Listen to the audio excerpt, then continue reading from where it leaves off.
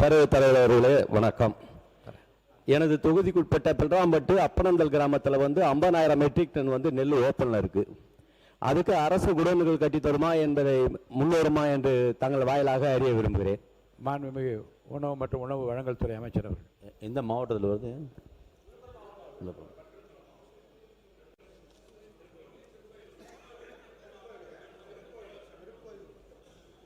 தொகுதி விழுப்புரம் மாவட்டம், திருக்கோயிலூர் தொகுதி, கண்டாச்சிபுரம் வட்டம்,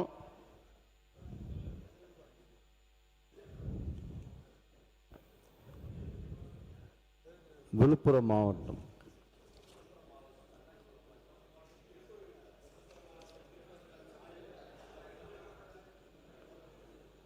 விழுப்புரம் மாவட்டத்தில் இயங்கி கொண்டிருக்கும் விழுப்புரம் மாவட்டத்தில் இந்த தடவை நம்ம மொத்தமாக விழுப்புரம் மாவட்டத்திலேயே இந்த KMS 25-26 மொத்தமாக ப்ரொக்யூர் ஆனதே நம்ம நெல் வாங்கினதே 1,15,280 மெட்ரிக் டன். இப்போது அங்கே இருக்கிற உங்கள் விழுப்புரம் மாவட்டத்தில் இருக்கிற டிபிஸ் எல்லாமே சேர்த்து ஸ்டாக் இருக்கிறது 94,943 மெட்ரிக் டன் இங்கே இருக்குது. எல்லா பக்கம் குடோன்ஸ் இருக்குது. இப்போது நம்மளோட அறிவிப்பில் சில குடோன்ஸ் கொடுத்துருக்கேன். எங்கே நமக்கு எங்கே லாரி மூமெண்ட் தெரியணும். ரெண்டாவது அங்கே இருக்கிற ரயில் மூலமாக மூமெண்ட் தெரியணும். சில மாவட்டங்களில் பச்சரிசி கேட்பாங்க, சில மாவட்டங்களில் புழுங்கல் அரிசி இருக்கும். நம்ம எங்கெல்லாம் அரிசி ஆலைகள் நிறையா பேர் இருக்குது. கிருஷ்ணகிரி மாவட்டத்தில் கிட்டத்தட்ட 59 மில்கள் இருக்குது.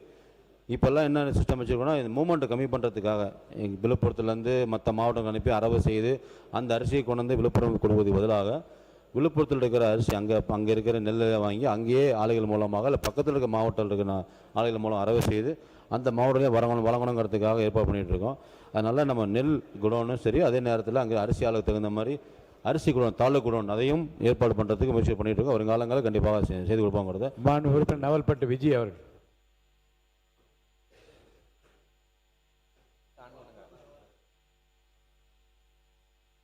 மாண்புமிகு பேரவைத் தலைவர் அவர்களே, எனது திருவெரும்பூர் தொகுதிக்குட்பட்ட திருச்சி மாவட்டம் திருவெரும்பூர் தொகுதிக்குட்பட்ட நெல் கொள்முதல் செய்யப்பட்ட நெல்களை மழை காலங்களில் நனைந்து வீணாவதை தடுப்பதற்காக எனது தொகுதியில் நெல் இருப்பு வைப்பதற்காக குடோன்கள் கட்டித்தரப்படுமா? மாண்புமிகு உணவு மற்றும் உணவு வழங்கல் துறை அமைச்சர் அவர்கள்.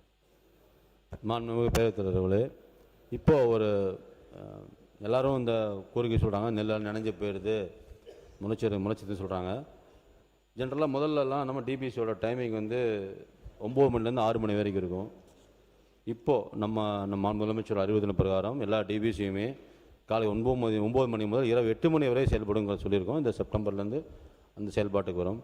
இரண்டாவதாக நான் நிறைய பேர் டிபிசியில் கேட்கும்போதெல்லாம், சார் நிறையா ஃபோட்டோகிராஃபர் வராங்க, சில சேனல்காரெலாம் வராங்க, அவங்களாம் வரும்போது மழையில் நனைஞ்சு சில இடங்களில் இப்போது நமக்கே தெரியும், நம்ம நெல்மணிகளை சேமித்து வைக்கும்போதோ இல்லை நெல்மணிகளை கொண்டு வந்து ஃபார்மர்ஸ் கொடுக்கும்போதோ அவங்க லாரியிலையோ அவங்களோட டிராக்டர்ஸில் கொண்டு வந்து கொட்டும்போது சில தானியங்கள் சிதறி கிடக்கும். முடிஞ்ச வரைக்கும் எல்லா பக்கம் தார்பாயை போட்டு தார்பாயில் தான் அந்த நெல்மணிகளை கொட்டி காய வச்சுருப்பாங்க. அந்த காய வச்ச நெல்மணிகளை மழை வெயில் வரும்போதோ 2 நாள் 3 நாள் காய வச்சு அதை உடனே நம்ம மூட்டைகளை பிடிச்சி உடனே பேக் பண்ணுவோம். சில நேரங்களில் சிதறிய நெல்மணி அங்கங்கே இருக்கும். அந்த சிதறிய நெல்மணிகள் கொஞ்சமாக இருக்கும், அல்லது அவங்க ஏற்றும் போதோ இறக்கும் போதோ இல்லை களப்பணி பண்ணும்போதோ இருக்கும்.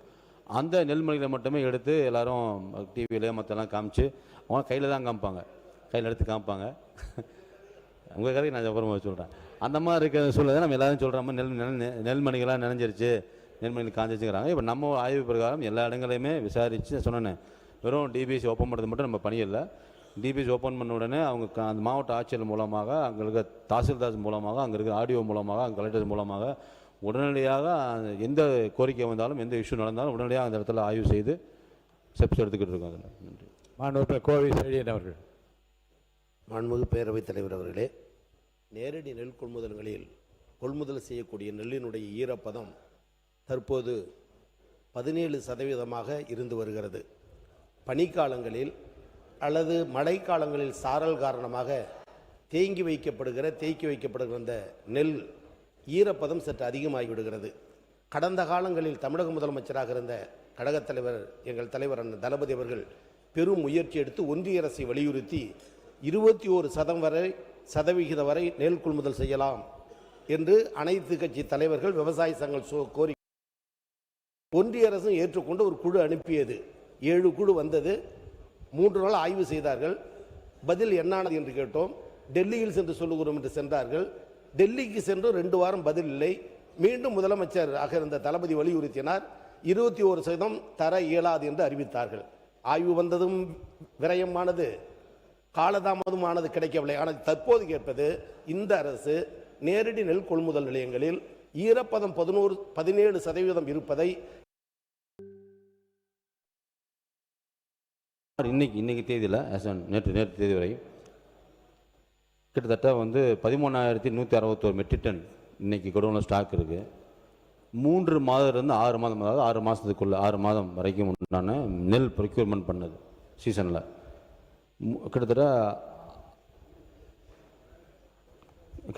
7,13,000 மெட்ரிக் டன் 3-6 மாதத்துக்குள்ள. இதில் என்னென்னா, நம்ம இந்த இப்போது ஸ்பெசிஃபிக்காக சொல்லணும் அப்படின்னா, எங்கெல்லாம் அரவு பண்ணுறோமோ நிறைய பேர் நெல் கொள்முதல் நிலையங்களில் அவங்க சொல்கிறாங்க, சார் நீங்கள் அதிக எடையோடு நாங்கள் பேக் பண்ணி வச்சுட்டோம். அவங்களே டிபிசியில் இருக்கிற பெஞ்ச் கிளர்க் அவங்க சொல்கிறது தான். அதிகப்படியான நெல்லை 22% நாங்கள் கொள்முதல் பண்ணிட்டோம். விவசாயி சொன்னாங்க, அமைச்சர் சொன்னாங்க, அவங்க இன்ஃப்ளூயன்ஸில் சொன்னாங்க, நான் வாங்கி வச்சுட்டோம். அந்த நெல் மணிகளே வாங்கி இப்போ 1000 மூட்டைகள் ஒரு லாரியில் டிரான்ஸ்போர்ட் பண்ணோம்னா 26,000 மெட்ரிக் டன் அல்லது 610 மூட்டை இருந்தால் தான் டிரான்ஸ்போர்ட் பண்ண முடியும். அதுதான் ரூல். ஒரு குடோன்லேயோ ஒரு டிபிசிலையோ 1000 மூட்டைகள் வச்சுருக்கும் போது, மூவ்மெண்ட் பண்ணும்போது, அதை மற்ற குடோன் போகும்போது அது எடை குறைபாடு இருக்கும். ஒரு 50 கிலோ ஒரு மூட்டையோட நெல்மணியோட மூட்டை பிடிச்சி வைக்கும்போது 50 கிலோ நெல் 650 கிராம் அந்த சாக்கோட வேல்யூ மொத்தமாக சேர்ந்து 50 கிலோ 650 கிராம்ஸுக்கு அவங்க பேக் பண்ணி வைப்பாங்க. 40 ஓகே 40 கிலோ 650 கிராமோட மூட்டை தான் பேக் பண்ணி வைப்பாங்க. இவங்க அதை பிடிச்சி வைக்கும்போது என்ன நடக்கும்னா, ஈரப்பதம் அதிகமாக 17% நம்ம ப்ரொக்யூர் பண்ணி வைக்கும்போது அது எத்தனை ஒரு 6 மாதம் 7 மாதம் 8 மாதம் வச்சுருந்து மற்ற மாவட்டங்களுக்கோ மற்ற குடோனுக்கோ அனுப்பி அதை அரிசி ஆலைகளுக்கு நல்ல அரிசி கிடைக்கும், தரமான அரிசி கிடைக்கும்.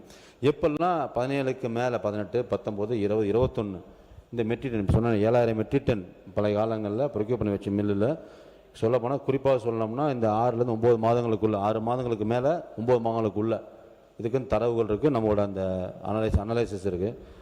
1,16,229 மெட்ரிக் டன் ரைஸ் பழைய நெல். இந்த நெல்லை நம்ம அரவை கொடுத்து பண்ணும்போது என்ன முதல் பாயிண்ட்டு, இதை அதிக ஈரப்பதத்தோடு பிடிச்சி வைக்கும்போது முதல்ல அந்த டிபிசிலேருந்து 2 நாள் 3 நாள் ஒரு வாரத்தில் டிரான்ஸ்போர்ட் பண்ணும்போது எடை குறைவு இருக்கும். எடை குறைவு விழுந்த உடனே அந்த பிசி மேலே உடனே ஃபைன் போட்டுருவோம். நம்ம ஆரம் மூலமாக நான் இங்கேருந்து மூமெண்ட் டிபிசியில் பிடிச்சி வச்சுருப்பேன், 40 கிலோ பிடிச்சி வச்சுருப்பாங்க. அங்கேருந்து குடோனுக்கு மாற்றம் இருக்கும்போது 38 கிலோ 37 கிலோ இருக்கும். இதில் 3 கிலோ அவன் மேலே அவனை பெனால்ட்டி போட்டு 1000 மூட்டைக்கு கணக்கு போட்டு பெனால்ட்டி போட்டுருவாங்க. இது பல ஆண்டு காலமாக இருக்குது. நிறையா பருவகால பணியாளர் கோரிக்கை இது இருக்குது, போடக்கூடாதுன்னு. இரண்டாவதாக இவங்க இந்த மூவ்மெண்ட் பண்ணும்போது அந்த ரைஸை கொண்டு போய் குடோனில் வச்சுருப்போம். அந்த குடோன்லேருந்து இப்போ நம்ம சொன்ன மாதிரி 25,000 மெட்ரிக் டனுக்கு பதிலாக 25 lakhs மெட்ரிக் டனுக்கு பதிலாக இந்த வருடம் 65 lakh மெட்ரிக் டனுக்கு ப்ரொக்யூர்மெண்ட் பண்ணியிருக்கோம். இந்த சீசனில், இந்த 25-26 சீசனில் இந்த நெல்களை ஈரப்பதமாக பிடிச்சி வைக்கும்போது இன்னைக்கு காலகட்டத்தில் 1,16,829 மெட்ரிக் டனுக்கு ஈரப்பதம் அதிகமுள்ள நெல்லை ப்ரொக்யூர் பண்ணதுனால அதை ஹல்லிங் பண்ணும்போது பிளாக் ரைஸ். நம்ம எல்லோரும் சொல்கிறோம், ஏன் கருப்பரிசி வருதுன்னு. எல்லா பில் நம்ம நிறையா பக்கம் போகும்போது அரிசி அரவை ஆலைகள் ஓனரில் கூப்பிட்டு பேசும்போது, சார் நீங்கள் 100 கிலோ கொடுத்தீங்கன்னா யூஸ்வலாகவே ஒரு 100 கிலோ நெல் கொடுத்தா 68% தான் நமக்கு அரிசி கிடைக்கும். அந்த அரிசி தரமான அரிசியாக வேணும். இதில் தூசு துரும்பு மற்றெல்லாம் போயிருந்து போக 68 கிலோ வரும். ஆனால் இன்றைக்கி இருக்கிற சூழ்நிலையில் இந்த ஈரப்பதம் அதிகமுள்ள நெல்லை அரவு பண்ணும்போது 60%, 62% தான் வருது. இரண்டாவது, என்ன தான் ஷார்டஸ் போட்டு க்ளீன் பண்ணால் கூட பண்ண முடியல கட்டாயத்தில் இருக்குது. பேரவையின் அனுமதியுடன் வினாக்கள் விடைகள் நேரம் நீட்டிக்கப்படுகிறது. உணவுத்துறை அமைச்சரை கண்டிப்பாக. அதனால் நம்ம இதில் எதுக்கு நம்ம இதை சொல்ல வரோம் அப்படின்னா, இது ஒன்றிய அரசு 22% தருதா 25% கொடுக்குதா 17% முக்கியம் இல்லை. நம்ம எவ்வளோக்கு எவ்வளோ விவசாயிகள் உற்பத்தி பண்ண நெல்மணிகளை பாதுகாப்பாகவும் சரியான ஈரப்பதத்திலையும் நம்ம பயன்படுத்தி ஸ்டோர் பண்ணி வைக்கிறோமோ அவ்வளோ சிறப்பான நல்ல நெல்மணிகள் நல்ல அரிசியாக மாறி மக்களை சென்றடையும்.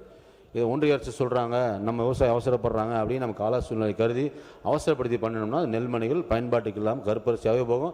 இன்னும் 50 ஆண்டுகள் வந்தாலும் இதே மாதிரி மக்கள் உபயோகப்படுத்த முடியாத நெல் அரிசியாக தான் கிடைக்கும். அதை கண்ட்ரோல் பண்ணுறதுக்காக தான் இதை 15% பண்ணணும்னு சொல்கிறோம்.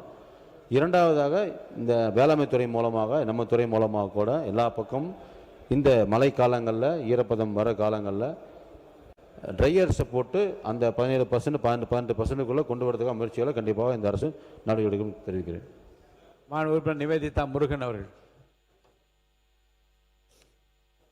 மாண்புமிகு பேரவைத் தலைவர் அவர்களே, எங்கள் பகுதி மயிலாடுதுறை மாவட்டம் செம்பனார் கோயில், குத்தாலம் பகுதிகளிலும் பல பகுதிகளிலும் நெல் கொள்முதல் நிலையம் குறுவை சாகுபடிக்கு 144 இடங்களில் திறக்கிற வழக்கம் உண்டு.